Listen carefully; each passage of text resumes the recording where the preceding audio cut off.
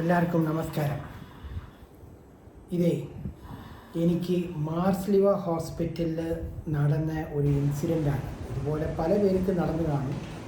പക്ഷേ കുറേ ആൾക്കാർ പുറത്ത് പറയാനായിട്ട് സങ്കടവും പേടിയും പെടുന്നുണ്ടായിരിക്കും.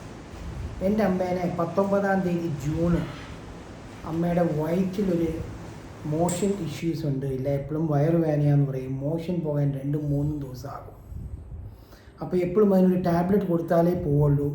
പിന്നെ ഈയിടെ അതിൻ്റെ വേദനകളുണ്ടായിരുന്നു. അപ്പോൾ അതിനായിട്ടൊരു അപ്പോയിൻമെൻ്റ് എടുത്ത് ഞാനൊരു മാർസ്ലിവയിലുള്ള ഗാസ്ട്രോ ഡോക്ടറിൻ്റെ അടുത്ത് പോയി കാണിക്കാൻ പോയി. ഇത് പോയി കാണിച്ച് ശരിയാക്കാൻ എൻ്റെ അമ്മേനെ വീൽ ചെയറിൽ വെച്ചാണ് കൊണ്ടുപോയത്. അമ്മയ്ക്ക് നടക്കാൻ പറ്റും, പക്ഷേ കുറച്ച് ദൂരം നടക്കുമ്പോഴത്തേക്കിനും കുഴഞ്ഞും വീഴുമായിരുന്നു. അപ്പോൾ ഇതൊക്കെ എന്നാന്ന് അറിയാമെന്ന് പറഞ്ഞിട്ട് അവിടെ പോയി കംപ്ലീറ്റ് ടെസ്റ്റ് ചെയ്യാമെന്ന് പറഞ്ഞിട്ട് പോയതാണ്. ഔട്ട് പേഷ്യൻ്റായിട്ടാണ് ഞാൻ പോയത്. പക്ഷേ ഞാൻ ഇൻ പേഷ്യൻ്റായി ക്ലിയർ ആക്കി പ്രിപ്പറേഷനായിട്ടാണ് കൂത്താട്ടുകുളത്തുനിന്ന് പാലാലുള്ള ഈ ഹോസ്പിറ്റൽ വരെ പോയത്. അവിടെ പോയി കഴിഞ്ഞപ്പം ഡോക്ടർ പറഞ്ഞു കുഴപ്പമൊന്നുമില്ല, നമ്മളൊക്കെ എല്ലാം ശരിയാക്കാമെന്നൊക്കെ പറഞ്ഞു.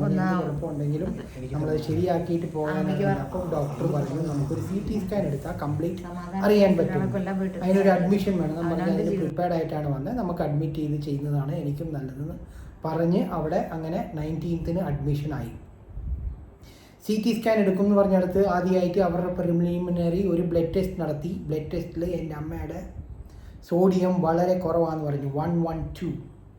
അപ്പോൾ അത് കാരണം അവർക്ക് സോഡിയം കയറ്റണം എന്ന് പറഞ്ഞ് അമ്മേനെ റൂമിലിരുന്നപ്പോൾ തന്നെ സോഡിയം കയറ്റാൻ തുടങ്ങി. പിന്നെ അവർ ആദ്യം പറഞ്ഞു നമ്മുടെ വയറ്റിലുള്ള കാര്യം നോക്കാനായിട്ട് അമ്മയ്ക്ക് എക്സ്റേ എടുത്ത് ആദ്യം നോക്കാമെന്ന് പറഞ്ഞു. അങ്ങനെ എക്സ്റേ എടുക്കാൻ റൂമിൽ തന്നെ വന്നു. റൂമിൽ വന്ന് എക്സ്റേ എടുത്തു. എക്സ്റേ എടുത്ത് കഴിഞ്ഞിട്ട് പറഞ്ഞു വയറ്റിനകത്തൊരു ബ്ലോക്ക് ഉള്ള പോലെ തോന്നുന്നുണ്ട്, പക്ഷേ എക്സ്റേയിൽ കൂടെ ക്ലിയർ ആയിട്ട് കാണാൻ പറ്റില്ല, CT സ്കാൻ എടുത്താലേ നമുക്കറിയാൻ പറ്റുകയുള്ളെന്ന്. അതേ ദിവസം എനിക്കറിയാൻ മേല ഇത് ഒരു ടെക്നിക്കാണോ എന്ന്. അവിടെയുള്ള ഒരു സ്റ്റാഫ് എന്നോട് കാഷ്വലായിട്ട് ഞാൻ എന്താണ് ചെയ്യുന്നത് എന്നൊക്കെ ചോദിച്ചു. ഞാൻ പറഞ്ഞു ഞാനിവിടെ എൻ്റെ അമ്മേനെ അപ്പനെ നോക്കിയിരിക്കുവാണ് ലാസ്റ്റ് 1 year ആയിട്ട്. അപ്പോൾ അതിന് മുമ്പ് എന്താണ് ചെയ്യുന്നതെന്ന് ചോദിച്ചപ്പോൾ അറിയാതെ എൻ്റെ വായിൽ നിന്ന് വന്നു പോയി, ഞാൻ പുറത്തായിരുന്നു, ഇപ്പോൾ അമ്മേനെ നോക്കാൻ വന്നിരിക്കുവാണ്. ഈ കഥകൾ അറിഞ്ഞിട്ടാണോ ഇവരുടെ കഥകൾ മാറുന്നത്, ഇവർ ട്രീറ്റ്മെൻറ്റ് മാറുന്നതെന്ന് എനിക്കറിയാൻ മേല. എനിക്ക് നടന്ന ഇൻസിഡൻറ്റ് വെച്ച് അങ്ങനെയാണെന്നാണ് എൻ്റെ തോന്നൽ. അന്ന് രാത്രി ആയപ്പം അവിടുത്തെ നേഴ്സ് വന്ന് എന്നോട് പറഞ്ഞു അമ്മേനെ സോഡിയം ഇവിടെ വെച്ച് കൊടുത്താൽ പറ്റില്ല, അമ്മേനെ നമുക്ക് ICUവിൽ മാറ്റി കൊടുക്കണം എന്ന്. ഞാൻ പറഞ്ഞു എനിക്കതിന് താല്പര്യമില്ല, ഇവിടെ ഇരുന്ന് ഏത് ട്രീറ്റ്മെൻറ്റ് ആണെങ്കിലും ചെയ്താൽ മതിയെന്ന്. പിന്നെ എൻ്റെ സിസ്റ്ററിനോട് ഞാൻ ഡിസ്കസ് ചെയ്തു. വീണ്ടും പാതിരാത്രി ആയപ്പം ഒരു ഡ്യൂട്ടി ഡോക്ടർ വന്നു. ഇവിടെ വന്ന് ചെയ്യുന്നത് അത്ര നല്ലതല്ല, നമുക്ക് അവിടെ കൊണ്ടുപോയി കഴിഞ്ഞാൽ നോക്കാൻ ഡോക്ടേഴ്സ് ഉണ്ട്, 24 hours അലേർട്ടായിരിക്കും, ഇത് അത്ര എളുപ്പമുള്ള കാര്യമല്ല, ഇറ്റ്സ് എ സീരിയസ് ഇഷ്യൂ എന്നൊക്കെ പറഞ്ഞ് എന്നെ പേടിപ്പിച്ചു. അവസാനം അക്സെപ്റ്റ് ചെയ്ത് പാതിരാത്രി കഴിഞ്ഞപ്പോഴത്തേക്കിനും എൻ്റെ അമ്മേനെ ICUവിൽ കൊണ്ടുപോയി വിട്ടു. ICUവിൽ പോയാൽ നമുക്ക് ആക്സസ് ഇല്ല, അതോർത്തിട്ടാണ് ഞാൻ പേടിച്ചു വിട്ടത്. പിറ്റേ ദിവസം രാവിലെ അവിടെ പോയപ്പം 1 minute സംസാരിക്കാൻ വിട്ടു. എൻ്റെ സിസ്റ്ററിന് വീഡിയോ കോൾ സംസാരിക്കാനുള്ള പെർമിഷൻ വേണമെന്ന് പറഞ്ഞായിരുന്നു. പക്ഷേ ഓരോ പ്രാവശ്യവും പോകുമ്പോഴും അവരുടെ അടുത്ത് സ്പെഷ്യൽ പെർമിഷൻ എടുത്താലേ പറ്റുള്ളൂ. ആദ്യത്തെ ദിവസം കഴിഞ്ഞപ്പം അമ്മ ഭയങ്കര കംപ്ലൈൻറ്റ്, എനിക്ക് ഫുഡ് ശരിയാകുന്നില്ല, ആരും ഒന്നും വരുന്നില്ല, ഫുഡ് തന്നില്ല എന്നൊക്കെ പറഞ്ഞിട്ട്. അത് യൂഷ്വലാന്ന് പറഞ്ഞ് ഞാൻ വിട്ടു. രണ്ടാമത്തെ ദിവസം വെളുപ്പിനെ ആയപ്പോഴത്തേക്കിനും അമ്മയുടെ സംസാരം കുറഞ്ഞു, അമ്മയുടെ മൂവ്മെൻറ്റ് കുറഞ്ഞു. എനിക്കത് കണ്ടിട്ട് ഇഷ്ടപ്പെട്ടില്ല. അതുമാത്രമല്ല ഇവർ ഈ സോഡിയം കൊടുത്തതിൻ്റെ ആദ്യത്തെ ദിവസം തന്നെ 19th എൻ്റെ അമ്മയുടെ വയറ് ഭയങ്കരമായിട്ട് വീർത്തും വന്നു. അത് എന്ത് കാരണമെന്ന് അറിയത്തില്ല, ഇവർ കൊടുത്ത സോഡിയം ആണോ ഇഞ്ചക്ഷനാണോ പർപ്പസ്ലി ആണോ എന്ന്. അതൊക്കെ കണ്ടപ്പോൾ ഞാൻ ഒത്തിരി പേടിച്ചു. അത് കാരണമാണ് ICUവിനകത്ത് വിട്ടത്. ICUവിൽ പോയപ്പം അമ്മയുടെ സംസാരവും രീതിയും കുറഞ്ഞപ്പം എനിക്ക് കൂടുതൽ പേടിയായി, ദേഷ്യമായി. അപ്പോൾ ഞാൻ അവരോട് പറഞ്ഞു നിങ്ങൾ ഇതുവരെ CT സ്കാൻ എടുക്കാമെന്ന് പറഞ്ഞ് കൊണ്ടുവന്നിട്ട് എടുത്തിട്ടില്ല, നിങ്ങൾ റൂമിലോട്ട് മാറ്റാൻ. അപ്പോൾ സോഡിയം കുറവായ കാരണം മാറ്റാൻ പറ്റില്ല, അത് കുറച്ച് ഇമ്പ്രൂവ് ആവുള്ളൂ അങ്ങനെയെന്ന് പറഞ്ഞു. അത് പറഞ്ഞ ആൾക്കാർ 19-ാം തീയതി എനിക്ക് മമ്മിയുടെ സോഡിയം 112 ആയിരുന്നു. പിന്നെ 20-ാം തീയതി 115 ആയി. 20-ാം തീയതി 12 PM 115 അഗെയിൻ. 20-ാം തീയതി 6 മണി വൈകുന്നേരം ആയപ്പം 119. 21-ാം തീയതി 2:30 മണി ഉച്ചയായപ്പം 129. 22-ന് 131. 22 അഗെയിൻ 12 AM ഒരു 133. 25-ാം തീയതി 142. ഇതാണ് മമ്മിയുടെ സോഡിയം ലെവൽ ഇൻക്രീസ് ആയേണ്ടത് അവർ പറഞ്ഞത്. അങ്ങനെ മമ്മീനെ 20th ICU മമ്മീനെ കയറ്റി. 20th എന്ന് പറഞ്ഞാൽ വെളുപ്പാങ്കാലത്ത്. 22-ാം തീയതി അമ്മേനെ ICUവിൽ നിന്ന് പുറത്തിറക്കി. എൻ്റെ വാശി കാരണം, എനിക്ക് അവിടെ നിന്ന് ചെയ്യേണ്ടാന്നും എൻ്റെ സിസ്റ്ററിനെ കാണിക്കാനുള്ള ആക്സസ് ഇല്ലാത്ത കാരണം. അതുവരെ സംസാരിച്ചുകൊണ്ടിരുന്ന എൻ്റെ അമ്മയുടെ അവസ്ഥയാണ് ഇത്. ഇപ്പം ഈ കിടക്കുന്നത്. സംസാരിക്കാൻ പറ്റുന്നില്ല, അനങ്ങാൻ പറ്റുന്നില്ല, ബെഡ് റിഡൻ ആണ്, ബെഡിൽ തന്നെയാണ്. ആരെയും റെക്കഗ്നൈസ് ചെയ്യുന്നില്ല, ഇടയ്ക്കിടയ്ക്ക് പൊളഞ്ഞ് ചാടുവാണ്. ഒരു മകൻ അമ്മ ഇങ്ങനെ കിടന്ന് ചാടുന്ന കാണാനുള്ള ഇതിനായിട്ട് ഞാൻ ചോദിച്ച ക്വസ്റ്റ്യൻസ് അവർക്ക് ഇഷ്ടപ്പെട്ടില്ല.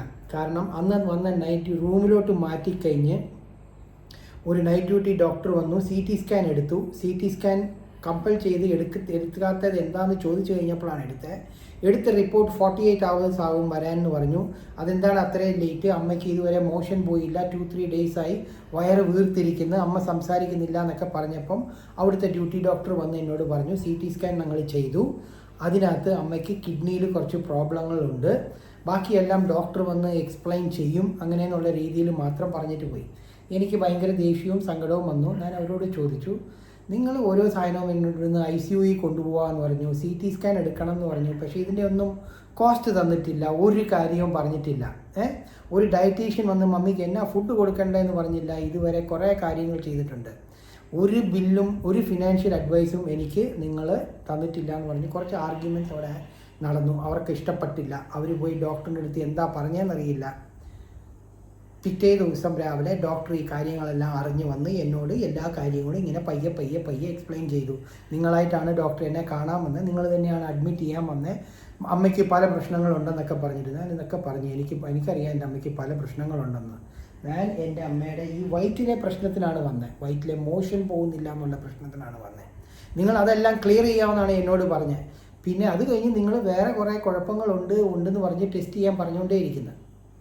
ഒന്നിനും ഇതുവരെ കോസ്റ്റ് ആരും പറഞ്ഞില്ല. ICUക്ക് എത്ര, CT സ്കാൻ എത്ര, എക്സ്റേ എടുക്കണമെന്ന് പറഞ്ഞു, MRI എടുക്കണമെന്ന് പറയുന്നത്, പിന്നെ MRI എടുത്തു, EG എടുക്കണമെന്ന് പറഞ്ഞു, EG എടുത്തു. ഇങ്ങനെ പല കാര്യങ്ങളും അവർ എടുത്ത് ചെയ്തുകൊണ്ടിരിക്കുക, ഒരു കോസ്റ്റും ഇല്ലാതെ ഹോസ്പിറ്റലിൽ വെച്ച്. ഇങ്ങനെ 19-ാം തീയതി അഡ്മിറ്റായ ഞാൻ വാശി പിടിച്ച് വഴക്ക് പിടിച്ച് 1-ാം തീയതി ജൂലൈ ആയപ്പം അവിടുന്ന് ഡിസ്ചാർജ് ചെയ്ത് പോകും. ഗാസ്ട്രോ ഡോക്ടർ പറഞ്ഞു, എൻ്റെ പണിയെല്ലാം കഴിഞ്ഞു, ഇത് എൻ്റെ റെസ്പോൺസിബിലിറ്റി അല്ല, വയറ് ക്ലിയർ ആയിക്കോളും, അത് ക്ലിയർ ആയി കഴിഞ്ഞ് മമ്മി കുറച്ചായിട്ട് നന്നായി സംസാരിക്കാൻ എല്ലാം ശരിയാകും, ബാക്കി ഡോക്ടറാണ് വന്ന് നോക്കേണ്ടതെന്ന്. ഓൺകോളജിക്കുള്ള ഡോക്ടറിനെ റെഫർ ചെയ്തു. മമ്മിയുടെ വയറ്റിലൊരു ക്യാൻസർ ഉണ്ടെന്ന് പറഞ്ഞിട്ട്. പിറ്റേ ദിവസം ഇതിനകത്ത് കുറേ സ്റ്റോറീസ് ഉണ്ട്. അത് കംപ്ലീറ്റ്ലി ഞാൻ അതിൻ്റെ വോയിസ് റെക്കോർഡർ ചെയ്തിട്ടുണ്ട്. അത് എന്ന് മുതലാന്ന് വെച്ച് കഴിഞ്ഞാൽ ഈ ICUയിൽ പോയിട്ട് വന്നത് മുതൽ, കാരണം എനിക്കത് ഏതോ തരികടയാൻ തോന്നിയ കാരണം അന്ന് മുതലാണ് റെക്കോർഡ് ചെയ്തത്. ആദ്യം മുതലുള്ളത് ഇല്ല. എക്സ്റേ എടുക്കാൻ വന്നപ്പോഴും അവർ ശരിക്കും എടുക്കാത്ത കാരണം അന്നും ഞാൻ അതിൻ്റെ ഫോട്ടോസും വീഡിയോസും എടുത്തിട്ടുണ്ട്. ICUയിൽ കൊണ്ടുപോകുന്നതിന് വീഡിയോസും എടുത്തിട്ടുണ്ട്. ബാക്കി ഡ്യൂട്ടി ഡോക്ടറിനോട് സംസാരിച്ചതും അവിടുത്തെ മെയിൻ ഡോക്ടറോട് സംസാരിച്ചതെല്ലാം ഞാൻ വോയിസ് റെക്കോർഡർ ചെയ്തിട്ടുണ്ട്. ICU ഡോക്ടറിനോട് റെക്കോർഡ് ചെയ്തിട്ടുണ്ട്. അതിനകത്ത് എല്ലാം ക്ലിയർ ആയിട്ട് അറിയാം. അവിടെ ICUയിൽ ഡോക്ടർ മമ്മിയോട് സംസാരിക്കുന്ന വോയിസ് വരെ അതിനകത്ത് ക്ലിയർ ആയിട്ടുണ്ട്. ഇന്ന് എൻ്റെ മമ്മിക്ക് സംസാരിക്കാൻ പറ്റാതെ, അനങ്ങാൻ പറ്റാതെ കിടക്കുവാണ്. 2 ദിവസമായിട്ട് എൻ്റെ സിസ്റ്റർ വിളിക്കുന്നുണ്ട് പുള്ളിയെ, ഡോക്ടറിനെ എന്താണെന്നറിയാൻ. പുള്ളി ഫോൺ എടുക്കുന്നില്ല. അതിന് കാരണം ഞാൻ അതിനൊരു കംപ്ലയിൻറ്റ് രജിസ്റ്റർ ചെയ്തിട്ടുണ്ട് ആ ഹോസ്പിറ്റലിൻ്റെ എഗെയിൻസ്റ്റ് ആയിട്ട്. മാർസ്ലിവോ ഹോസ്പിറ്റൽ ബെസ്റ്റ് ഹോസ്പിറ്റലാണ്. അവരുടെ ഫെസിലിറ്റീസ് അടിപൊളിയാണ്. ക്ലീൻനെസ്, ഹൈജീൻ എല്ലാം സൂപ്പർബാണ്. റിസപ്ഷൻ നല്ലതാണ്. അവരുടെ ഫുഡ് ക്വാളിറ്റി നല്ലതാണ്. പക്ഷേ ആൾക്കാരെ മനസ്സിലാക്കി അവരുടെ ഇന്ന് പല ടെസ്റ്റും ചെയ്ത് പൈസ വിടുങ്ങാനുള്ള വഴികൾ ഇവർ നോക്കും. അങ്ങനെയാണ് എൻ്റെ ചിന്ത. ഇതുപോലെ പല അനുഭവമുള്ള നിങ്ങളും കാണും. ഇതുപോലത്തെ അനുഭവം നിങ്ങൾക്കുണ്ടെങ്കിൽ നിങ്ങളും ഇവിടുന്ന് പുറത്തിറങ്ങി വരും. ഇതിനൊക്കെ ഒരു ഇതാക്കണം. നമ്മുടെ ഗവൺമെൻറ് ഹോസ്പിറ്റലിൽ ഈ ഫെസിലിറ്റീസ് വേണം, എല്ലാ ഫെസിലിറ്റീസും വേണം. മാർസ്ലിവ ഹോസ്പിറ്റലുള്ള പോലത്തെ ഫെസിലിറ്റീസ് ഞാൻ ഇതുവരെ എവിടെയും കണ്ടിട്ടില്ല. A to Z. നിങ്ങൾ ചായ കുടിക്കുന്നത് മുതൽ ആയുർവേദിക് ട്രീറ്റ്മെൻറ്റ് വരെ എല്ലാം ഉണ്ട്.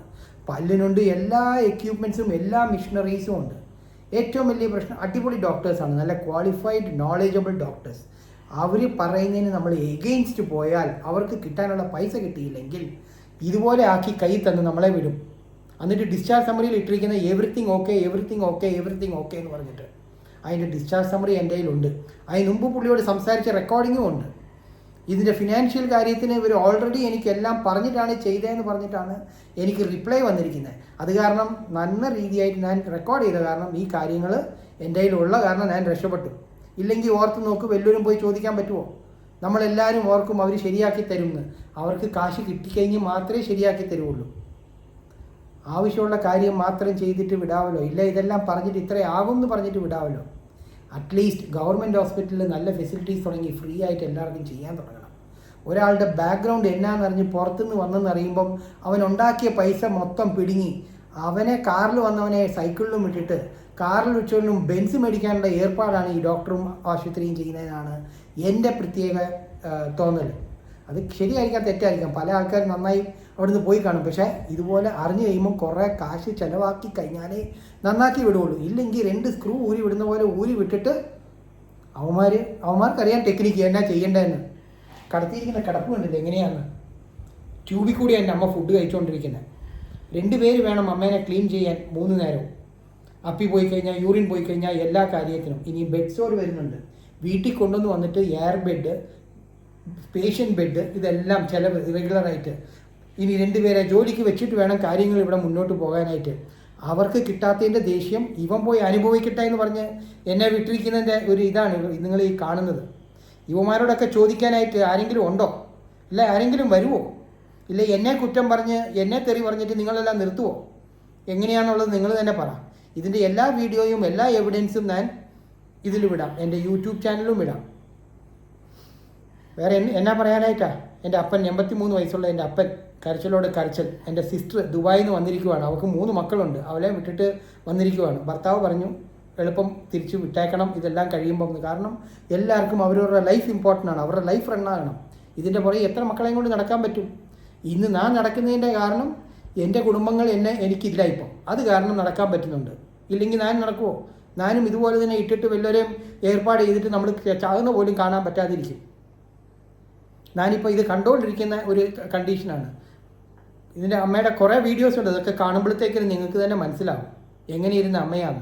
ഈ അയൽവക്കക്കാരോട് ചോദിച്ചാൽ അറിയാം, ആശുപത്രിക്ക് പോകുന്നതിന് മുമ്പ് വരെ അമ്മ എങ്ങനെയാണ് ഇരുന്നത്, എങ്ങനെയാണ് പോയെന്ന്. ഇന്ന് വീട്ടിൽ വന്നിട്ട് 5 ദിവസമായി. പുള്ളിക്കാരൻ പറഞ്ഞത് അവിടുന്ന് ആശുപത്രിയിൽ കുറച്ച് ശരിയാകുമെന്ന്. ഇതുവരെ ഒന്നും ശരിയായിട്ടില്ല, ഒന്നും അനങ്ങുന്നില്ല. വേദന കാരണം പൊളയുവാണ് ഈ അമ്മ. ഇതിനെന്തെങ്കിലും ഒരു മാർഗ്ഗങ്ങൾ കാണിച്ചു തരുമോ എല്ലാവരും?